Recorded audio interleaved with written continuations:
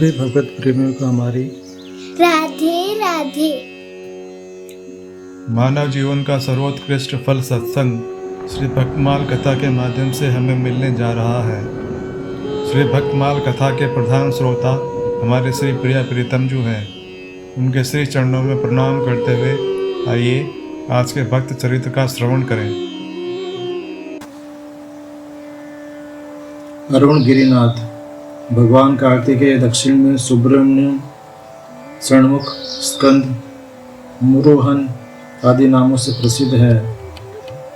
तमिलनाडु वाले उन्हें अपने भाषा के आदि प्रवर्तक मानते हैं और समझते हैं कि तमिल भाषा के स्रोतों से भजन करने पर वे अतीव तृप्त हो जाते हैं।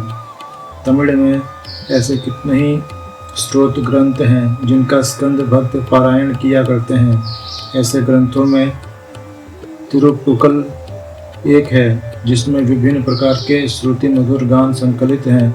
इस ग्रंथ के रचयिता अरुण गिरिनाथर करीब 5 शताब्दियों के पहले विद्यमान थे। दक्षिण में तिरुवण्णामलई अरुणाचलपुरी एक दिव्य क्षेत्र है। भगवान शिव जी के उन 5 महाक्षेत्रों में से एक है जहाँ वे पंचभूत स्वरूप होकर विराजमान है। वहाँ वे तेजोलिंग रूपी हैं। इनके स्मरण मात्र से भक्तों को जीवन मुक्ति हो जाती है, ऐसा विश्वास है। इस पुण्य क्षेत्र में रुद्र गणिकाओं के वंश में इनका जन्म हुआ था। इनकी माता मुतम्मा पुत्र की कामना से प्रतिदिन अरुणाचलेश्वरी की परिक्रमा किया करती थी। एक दिन उस मंदिर के सुब्रमण्यम सन्निधान में जाकर उसने प्रार्थना की, भगवान आपकी भक्ति करने वाला एक पुत्र मुझे दीजिए। कार्तिकेय के प्रसाद से काल क्रम में उसके एक सुंदर पुत्र पैदा हुआ। बड़े लाड प्यार से उसका लालन पालन हुआ, इसलिए वह बड़ा अक्कड़ निकला। अल्पायु में ही उसकी माता का स्वर्गवास हो गया।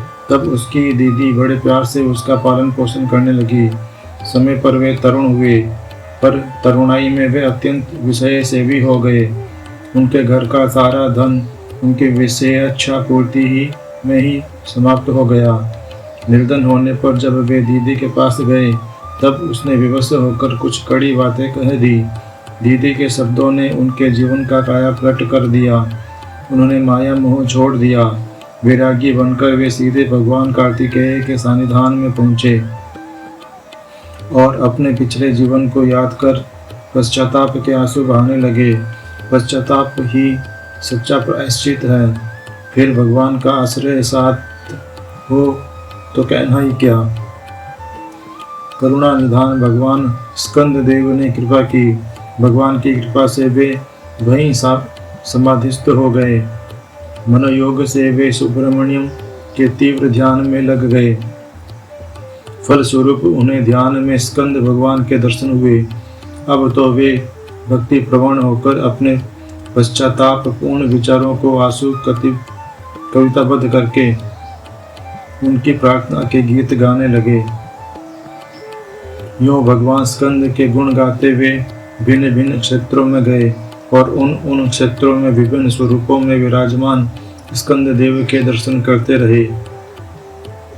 तिरुचेंदूर श्री जयंती स्थल में उन्हें भगवान के नुपुरों की ध्वनि सुनाई दी और तिरुपरम कुंड्रम में उनके वाहन मयूर के दर्शन हुए। तब उनकी इच्छा उनके समग्र स्वरूप के दर्शन की हुई। तिरुवण्णामलई में जाकर उनके अनेक प्रकार प्रार्थना करने पर भी जब उनके दर्शन नहीं हुए तब वे अत्यंत क्षुब्ध होकर सीधे मंदिर के गोपुर पर चढ़ गए और वहां से सुब्रमण्य की प्रार्थना करते हुए नीचे कूद पड़े। भक्त वत्सल भगवान षणमुख ने मनुष्य रूप में आकर उन्हें अपने हाथों में ले लिया और दर्शन देकर कृतार्थ किया। अरुणगिरी की प्रार्थना के अनुसार कृपालु भगवान उन्हें प्रणव मंत्रार्थ का उपदेश देकर अंतर्धान हो गए।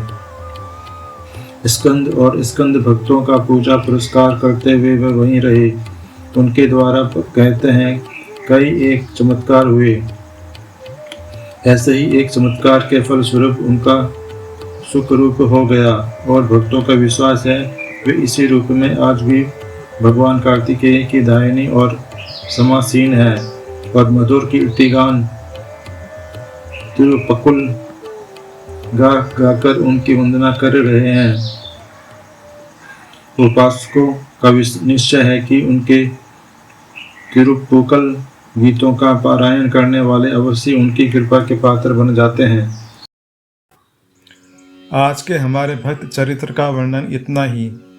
कल हम एक नए भक्त चरित्र के साथ श्री प्रिया प्रीतम जी के समक्ष प्रस्तुत होंगे। आपको हमारी राधे राधे।